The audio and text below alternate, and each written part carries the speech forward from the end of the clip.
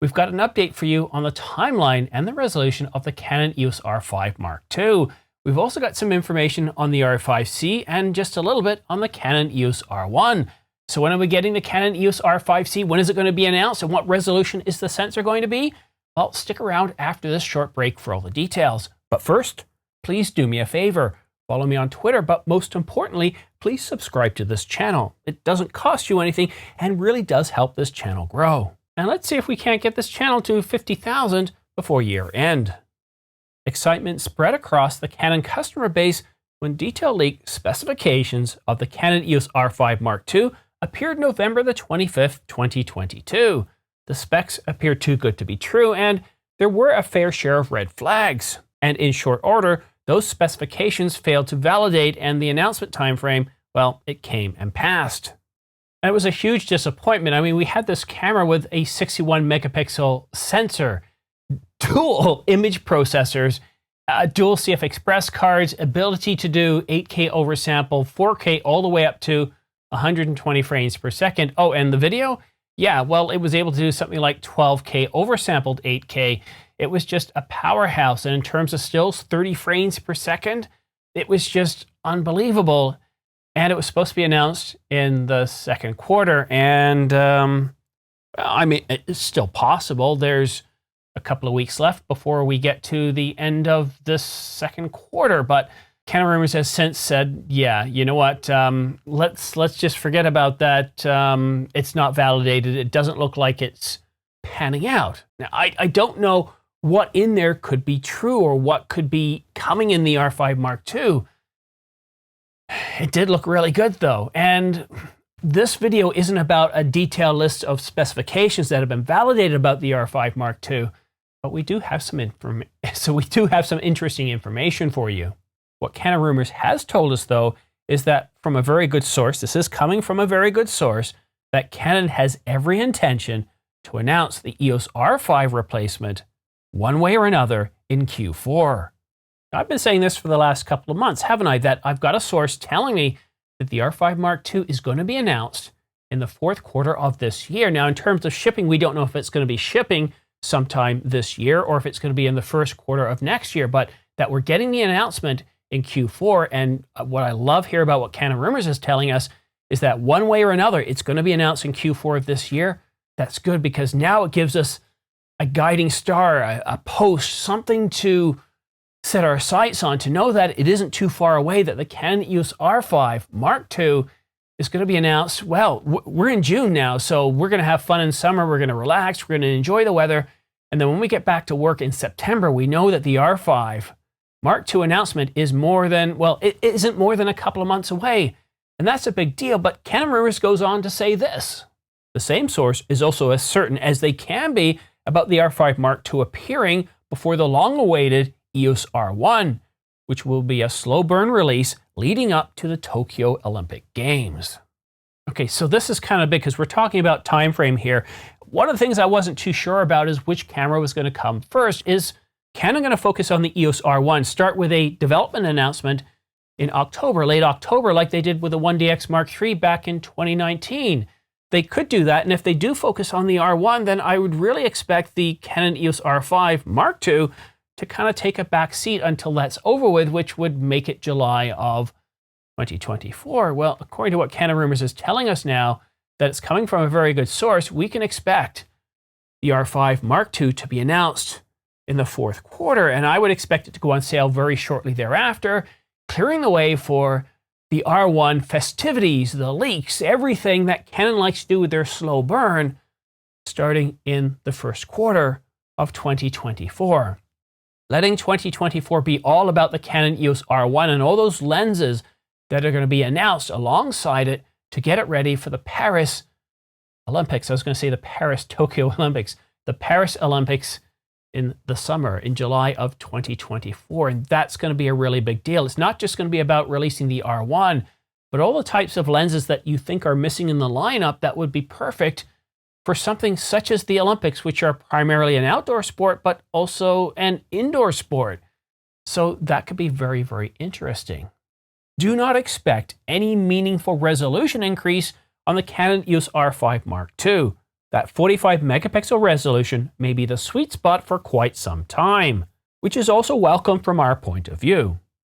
Now, how many times have I said this before? I've said that, you know what, I really don't see them boosting the resolution that much further. Now, 45 megapixels to me is perfectly fine.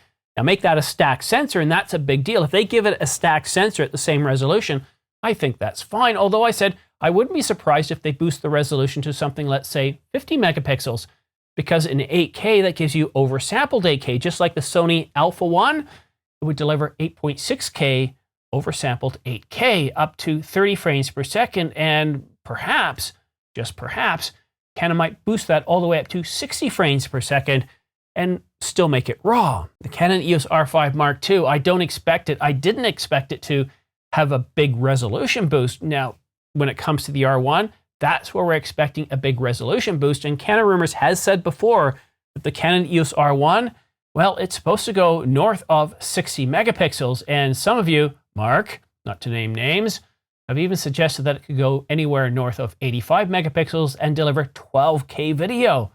Well, we don't have any leaked specifications on the Canon EOS R1, but Canon Rumors did tease that we'd get more information this week. And, well, already you're seeing an awful lot of information about the R5 Mark II, and that's primarily what this video is about.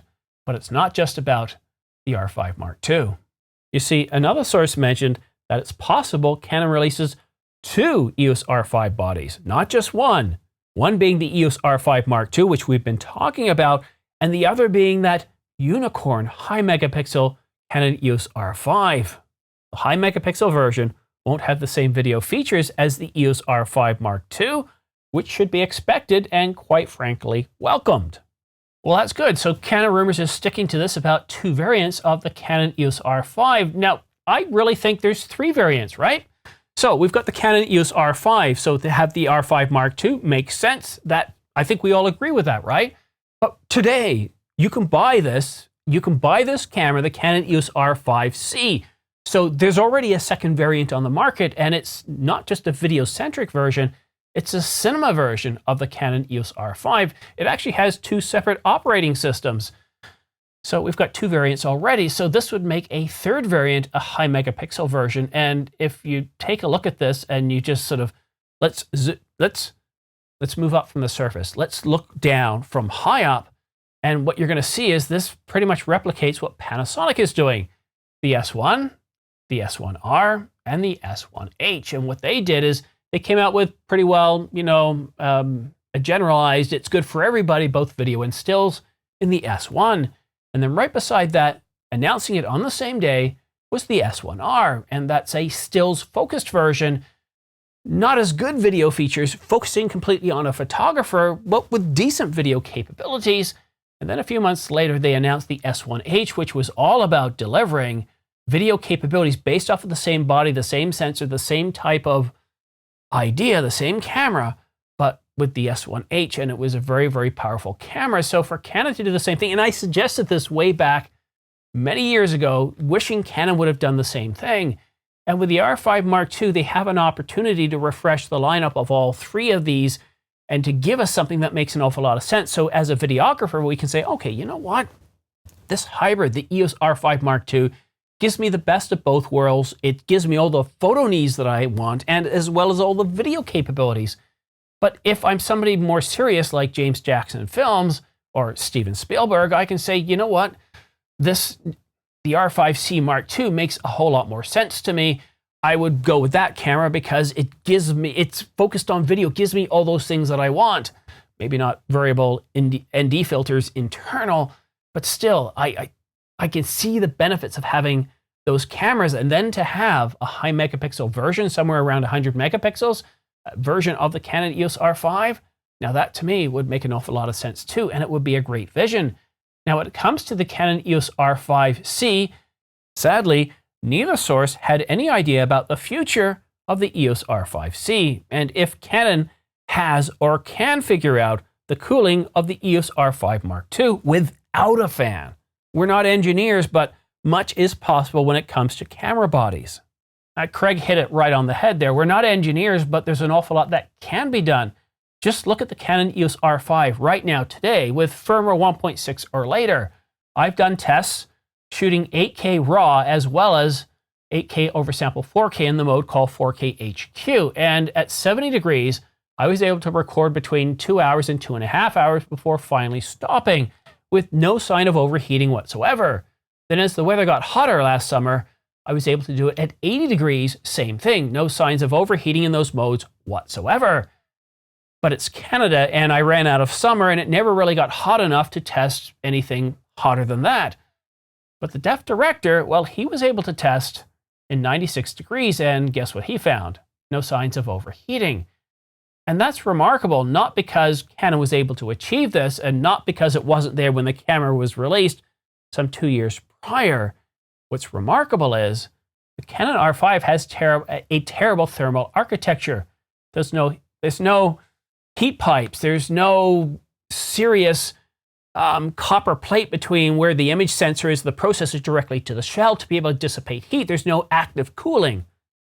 The Canon EOS R5, the current version of that camera, able to produce 8K RAW at up to 30 frames per second without any overheating. Truly remarkable. It's just absolutely astonishing. And here on this channel, I've done some live streams in 4K that have gone north of 3.5 hours. Now, the actual live stream didn't go that long, but you see, I've got the camera set up, broadcasting, working before and after, because we do a post-show talking about, and me thanking everybody for joining us, and sometimes that's come very close to 4 hours. So I know the camera is capable of shooting for a very, very long time. So could Canon put in heat pipes and other things without any active cooling to allow it to record for an awful long time? Yes, they definitely could. We just need to have that 30-minute record limit removed, and it's definitely going to be gone from the Canon EOS R5 Mark II, despite what those previous rumors had said. It doesn't make any sense. And we've seen this with the R3, the R7, the R10. Basically, Canon's removed that arbitrary limit of recording, and any recording limits that you see in their cameras today are based on, well, the chance of overheating. The R5C certainly makes an awful lot of sense, and I know what you're thinking. Yes, but Simon, what about the firmware update?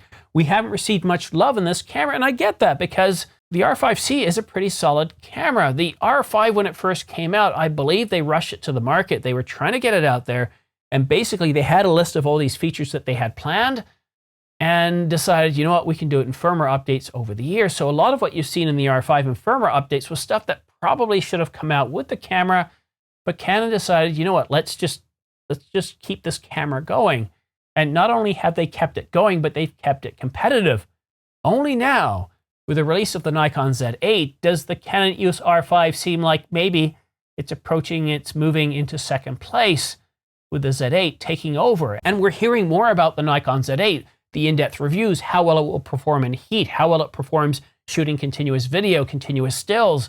But as it's pretty much a mini Z9, I think it's safe to say that the Nikon Z8 has taken that crown position above the R5, and that's good. That's what we want. We want the Z8 to kick the R5's butt, but even today, with the level of capabilities in the R5 and what it can do, it's still a serious camera. But beating out the R5 gives Canon a bit more of a kick to make the R5 Mark II that much better. Now, while the hardware design is likely already set, the software isn't, and they can tweak things, they can bump things up to match, beat, or exceed the Nikon Z8, and that's what we need. That's what we want, is the competition, and that's very, very exciting. But just to tackle that firmware update one more time, I have been told by credible sources that we are expecting to get a firmware update. Oh, hold on. Did I just get any other announcement here? Oh, hold on. Sorry, it's early in the morning. I'm still getting information coming in. Okay, well, let me cover off the firmware piece and then I'll get to the next thing. I got something. It's kind of like one of those Apple events. Oh, and one more thing. I do have a one more thing. So a firmware update is due this week for the Canon EOS R5, but the R5C, not so much. And I think one of the reasons why there's not a huge rush to get firmware updates for the R5C is because that camera is largely polished. Yes, there are some things, and yes, they can update the autofocus system, but don't feel like you're not getting the love. It's kind of like that family dynamic with two brothers. The younger one gets all the attention while the older one doesn't. And the reason why the older one doesn't get all that attention, is because the older one is mature, responsible, doing everything they're supposed to be doing, and getting accolades in school and work. So there's not a lot of need to autocorrect to improve upon. And I think that's the way we should look at the R5C. As it is, the camera is a terrific camera. It doesn't need an awful lot of improvements. And I think we're going to start to see, well, I thought we were going to start to see a wind down of firmware updates for the R5, but we are expecting a firmware update this week. And if we're getting a Q4 announcement, that really leads me to believe that we're going to start to see some big updates really soon. And now for that one more thing. I've been told that we are going to get more information on the R1 this week. It's not all coming today. If you were expecting this video to include Canon EOS R1 specifications or updates or details, that's not this day. We are going to be getting that, so stay tuned later this week for more information about the Canon EOS R1. I hope you enjoyed this video. At first, I was kind of disappointed by it, but then look at what we've got here. Pretty much validation that the R5 Mark II is going to be announced one way or another in Q4 this year. That's terrific. And if you want to stay up to date on all the latest news and rumors regarding the Canon EOS R5 Mark II, the Canon EOS R1, which is coming pretty soon, then please subscribe and make sure you choose all notifications. And for all the minor news and rumors on cameras, news releases, everything, whatever it is, then follow me on Twitter at this address here. A lot of times what I put out is videos or stories that aren't quite big enough to have their own separate video. I tweet those out, and there's been an awful lot of pricing information this week. I really, if you're not in the market for a new camera body, at least take a look. Use these links down here because I'm seeing so many deals. So I did a video this week in talking about how you can get the Canon EOS R6 for a limited time. I think it's till the 8th, so maybe a few more days, for $15.99. And don't jump to the links yet because you have to enter the coupon code, and that one's at Adorama. And you get a free EF to RF adapter. There's also one at B&H. You don't get the free EF to RF adapter. The Canon EOS R5 is on sale as well. A free EF to RF adapter and a battery grip at Adorama. At B&H, you just don't get the EF to RF adapter. And take a look and you'll see prices up to $700 off RF lenses, including L series. Huge deals, but we're seeing it with Panasonic. The GH6 is on sale. I think it's around $1,200 now. Check that out. The S1H, about $500 off. And of course, Nikon, the Z6 Mark II, the Z7 Mark II, $300, $400 off respectively. The deals are across the board. We're seeing a huge amount of deals. I don't know if it's inventory clearing. I don't know what it is, but there's an awful lot of competition right now. Huge deals. I mean, forget what you see in the grocery store and at the car dealerships. Cameras, we're going in the opposite direction. We're seeing really good, awesome cameras and lenses out today that are seeing huge discounts, 20% off or even more in some cases. So yeah, check those out. I'm really impressed with what we're seeing in terms of sales. It's just boggling my mind here. Like the R6, not the R6 Mark II, the R6, $15.99, and you get the EF to RF adapter. I think that has to be the best deal right now. It's $700 off. Now, when you go to B&H or Adorama, you're going to see the price at like $19.99. Don't forget, you have to put in the coupon code. I don't know why they're doing this. It's kind of annoying, right? Because you have to put in the coupon code. You go to the site and you're going like, oh, it's $19.99. Well, what's the real price? It's like one of those scratch and win, right? So you have to put in the coupon code. And but yeah, wow, some incredible deals out there to be had. And yeah, I've got the coupon codes here for both of those two companies. So if you're interested in purchasing anything there. But the whole point of this is if you follow me on Twitter, all those minor updates, as well as the major ones too. Every time I put out a video like this one here, I do tweet that out. But all the minor news and rumors, pricing information, I tweet that out. But yeah, I got to get upstairs and edit this. It's Monday morning. It's about 4 o'clock in the morning. I just want to get this news for you. I'm really looking forward to seeing what comes of the R1 though. But anyhow, have yourself a great week and we'll see you again soon.